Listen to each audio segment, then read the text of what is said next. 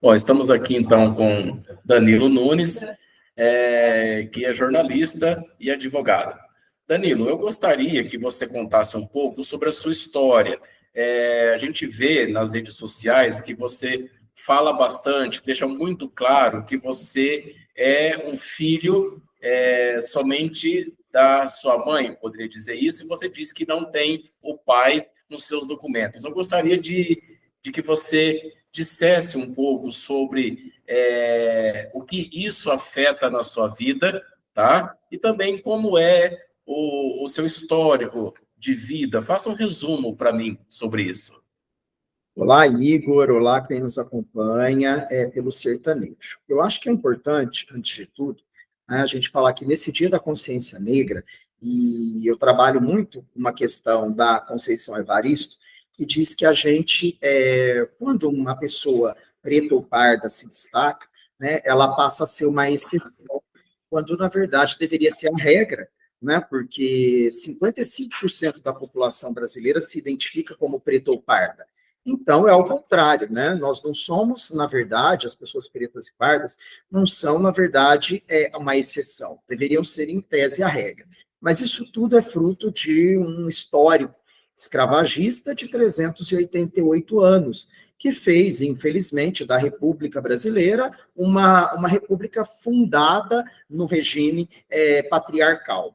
Respondendo sua pergunta, né, no Brasil, hoje, ainda hoje, né, fora que nós já tivemos de dados históricos, desde o período do Brasil colônia, passando pelo Brasil Império e agora Brasil República, né, nós tivemos um histórico muito grande de filhos que não foram, né, assumidos pelos seus pais, um histórico muito grande. Fala-se aí de uma subnotificação em torno de 20 milhões de pessoas, brasileiros e brasileiras, que teriam essa subnotificação. E curioso que, para muitos, o que seria a razão de vergonha, de razão de, às vezes, achacamento social, para mim, né, uma fonte de energia. Eu tive a capacidade de, talvez, muito cedo, transformar isso em energia, né, para seguir adiante, para enfrentar todos e tantos desafios que uma criança pobre, com várias sobreposições de direitos humanos, né, violados, enfrentaria numa cidade, como diria o seu Monteiro, né, de mentalidade bovina, como era a Barretos dos anos 80. Tá. E eu gostaria de saber um pouco do seu histórico. Você, então, nasce filho de uma mulher preta ou negra, né? Você me corrija aí qual é a terminologia correta. Pobre, estuda aonde e como que você chegou até aqui? Porque a gente sabe, a gente conhece um pouco do seu passado, né? A cidade sabe que você esteve como promotor de eventos, depois passou um tempo lá em Os Dependentes, no Parque do Peão, até chegar hoje como advogado. Faça um breve histórico sobre essa sua vida até hoje. Olha, daria aí uma história muito engraçada, né? As pessoas, eu conto tudo que eu fiz nesse período, né, de muito pouca idade, mas mesmo assim, começando a trabalhar aos 14 anos, né, e as pessoas talvez não entendam a complexidade que isso foi. Mas eu iniciei as minhas atividades profissionais, né, aos 14 anos. E é isso, como isso está muito ligado, muito associado às questões pessoais, por essa razão eu cruzo as informações. Então, a minha mãe chama-se Maria da Glória, né, Glória, trabalhou por mais de 20 anos com a Dona Hermida, né, com toda a família da Dona Hermida, a quem eu tenho o privilégio de chamar de Tia Hermida, a Márcia, Fernando, né, o André e o Carlos, tenho ali todos como irmãos, né, além de sermos vizinhos, além de termos crescidos todos juntos. Né, e minha mãe trabalhou por mais de 20 anos na família, né, da Dona Hermida. E o que acontece? Veio de Minas, né, sozinha, uma mulher preta, sim, trabalhou como cozinheira nas principais cidades e para as principais famílias da cidade, naqueles anos 70, 80, né, e nasce né? Eu acabo nascendo, já tinha uma irmã, tenho uma irmã, né? Se chama Viviane, contadora, uma pessoa que sempre teve habilidades para matemática, em que pese tem uma letra muito mais próxima da língua portuguesa, né? Muito mais, uma grafia muito bonita, mas sempre se debruçou sobre o estudo das ciências exatas, e eu sempre me debrucei sobre os estudos das ciências humanas. Estudei a vida toda em escola pública, né, especialmente na escola Doutor Antônio Olímpio, que era uma escola onde eu tinha uma influência muito grande de família, né, porque toda a minha família estudou na escola Doutor Antônio Olímpio, virando a esquina onde nós morávamos. Né, eu morei do 0 aos 19 anos na Avenida 21, e Barretos todo passava pela Avenida 21. Né, eu fui educado pela minha tia, uma pessoa que, na ausência da minha mãe, né, eu perco a minha mãe com 10 anos de idade, essa tia, que tinha uma situação financeira privilegiada, foi quem criou a minha irmã e a mim, né, e também isso muito sob a influência da Igreja Católica, né, especialmente do bispo Dom Pedro, do padre César e do padre Sérgio, né, que me mobilizou naquela situação para as questões da juventude, né, estava surgindo o movimento da juventude católica, e eu, muito criança, era coroinha, né, da Catedral Divino Espírito Santo, onde eu fui, fiz o meu batismo, né, recebi o meu batismo, fiz a primeira comunhão no crisma, tudo na mesma catedral, né, e sob a mesma pessoa, que foi o Padre César, né, uma pessoa que tem uma influência muito grande na formação e na participação da minha família, onde ele almoçava, normalmente todo sábado, né, na nossa residência, que era em frente à casa paroquial.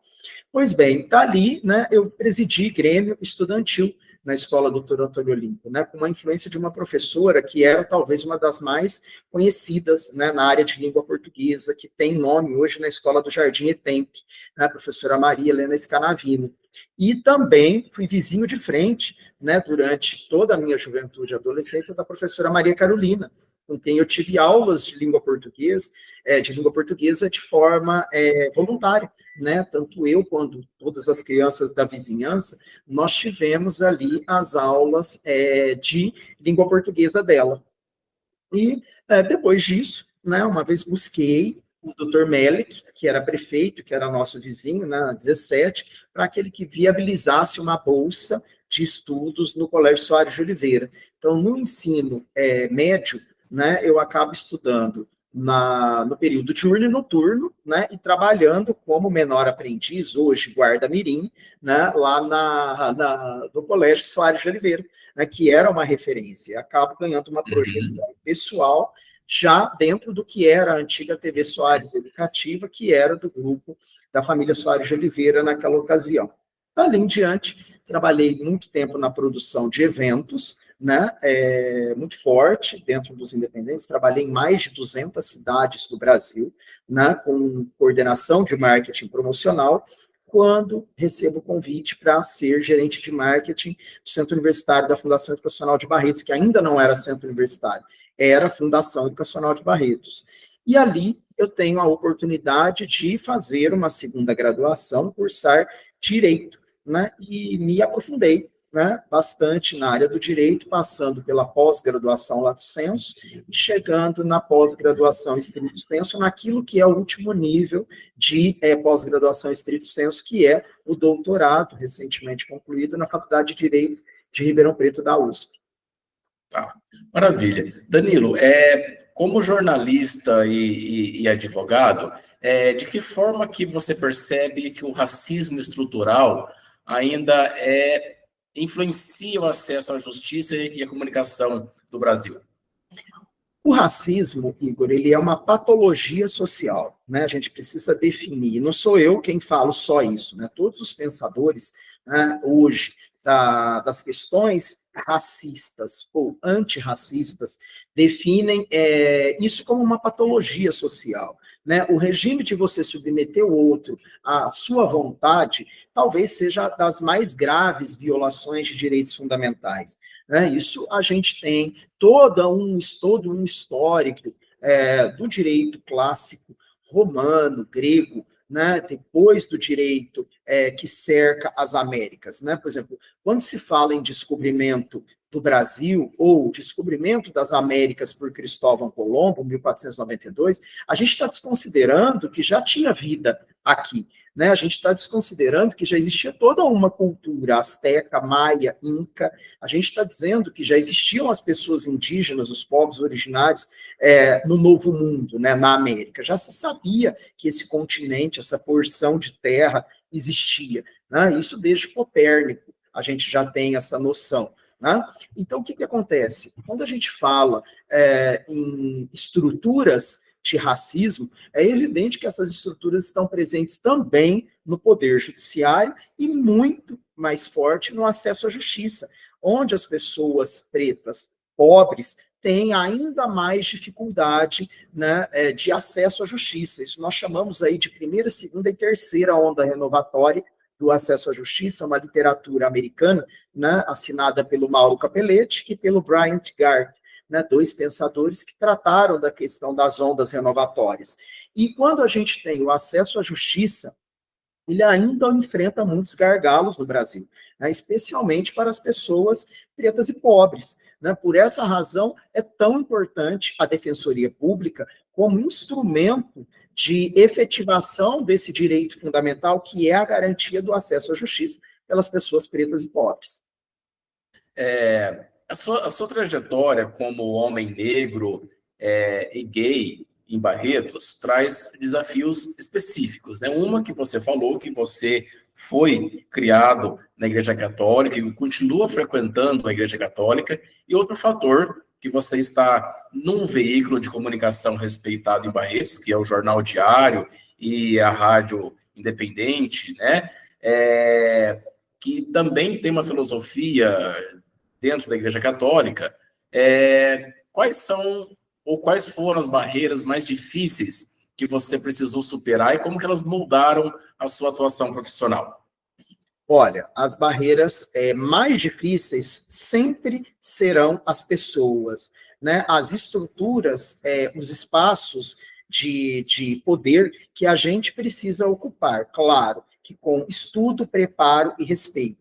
Né? E eu acredito que eu tenha conquistado esses espaços. Né? Estar hoje à frente de um produto jornalístico que talvez seja o maior formador de opinião de pelo menos 30 cidades da região, com comentários técnicos e todos eles fundamentados, tanto é que eu passei, né, ajudei a criar o produto, o Diário News, né, lá em 2017, depois volto por uma vontade do Monteiro Neto e do Marcelo Monteiro, que me honraram, né, com esse convite. Por quê? Porque existe a credibilidade de ter passado por um veículo de comunicação, né, sem ter absolutamente nenhum processo de difamação por dano moral ou material, né, de ter provocado dano de ninguém. Quer dizer, houve sempre um estudo, uma fundamentação em tudo aquilo que foi comentado, tudo aquilo que foi dito, tudo aquilo que foi falado. E isso é muito importante. Né? Então, honrar a confiança do Grupo Monteiro de Barros, da família Monteiro, muito me orgulha. Né? Por quê? Porque é um espaço de transformação que uma pessoa preta pobre, que estudou, né, pode ocupar, porque não é um espaço de luta, não é um espaço de fala, não é um espaço de escuta, como as pessoas gostam de falar, é um espaço de transformação. É a possibilidade de contribuir com a sociedade para que a sociedade entenda o quanto ela é gigante e ela precisa se tornar gigante. Não basta sê-lo, né? Precisa que ela seja, de fato, que ela se torne, que ela se aproprie do gigantismo que ela tem, né? Reconhecendo essas pessoas que fizeram tanto e transformaram Barretos. Né? E aí teve muita gente. Né? Nós tivemos o Zé Pereira Neves, o Zé Preto, nós tivemos o Leobino, nós tivemos o Tininho, a Elisa Lucas, né? Ainda viva, que milita na área dos direitos humanos das pessoas pretas e pardas, né? A dona Liberalina da Silva, recentemente a Câmara homenageou o Adão Ribeiro, que foi presidente da Sociedade Estrela do Oriente, homenageou tantas outras pessoas, aí eu lembro da dona Bilica, né? O seu Monteiro prestou uma homenagem na década de 80, 90, né? A dona Bilica, e homenageou com o diploma Gente que é Notícia. Quer dizer, para um homem que se fundou todo o seu grupo de comunicação na Igreja Católica, né, prestar uma homenagem a uma mulher que era benzedeira, né, naquela situação preta, de origem humilde, fica muito claro o respeito, né, e a necessidade do diálogo interracial, interreligioso, que hoje falta tanto nessa era das redes sociais. Danilo, o Dia da Consciência Negra começou como feriado em algumas cidades do Brasil, agora é um feriado nacional. Na sua visão, o que muda simbolicamente e na prática para a sociedade brasileira com essa conquista? Olha, eu acho que é um avanço civilizatório, né? Um primeiro passo é sempre um avanço civilizatório, para que depois as estruturas de poder, as estruturas de governança, as estruturas de religião, de toda sorte de recepção, né? A gente tem que acolher o diferente, a gente tem que acolher aquilo que não aquilo que é diferente da gente, aquilo que é diverso, aquilo que é plural. Isso, se você pensar, é um próprio fundamento da República Federativa do Brasil. Está lá no artigo 1º, inciso 5 da Constituição, a pluralidade política. E muita gente acha que o que está escrito ali é a pluralidade de partidos políticos. E não é. É a pluralidade do reconhecimento do outro como sujeito de direito, né? Do outro, da outra, do indivíduo que forma a polis como um sujeito de direito. Isso é extremamente relevante. Por quê? Porque para a promoção de sociedades justas, livres e solidárias, eu tenho que reconhecer toda a sorte de indivíduos e toda a sorte de diálogos entre essas pessoas, né? E para isso nós tínhamos lá Hegel, Friedrich Hegel já falava na teoria do reconhecimento, né? Isso avança e chega no século XIX e XX, e agora no século XXI, com a Nancy Fraser e o Axel Honneth falando da necessidade do reconhecimento do outro como sujeito de direito.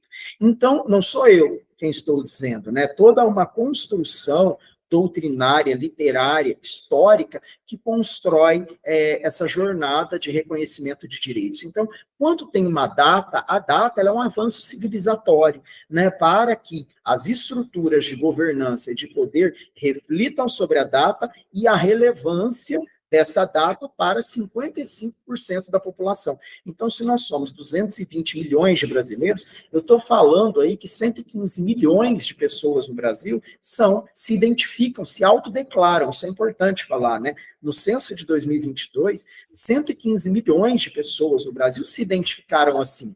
Não é que elas receberam essa denominação, esse carimbo, né, social, mas muito pelo contrário, essas pessoas se autodeclararam assim, ou seja, o que foi um avanço numérico dentro do censo demonstra um avanço civilizatório.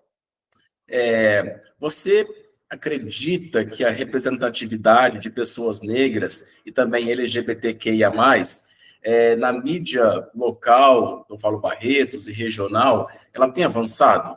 E, já emendando aí, o que falta para garantir esse espaço e essa voz para essas pessoas e grupos?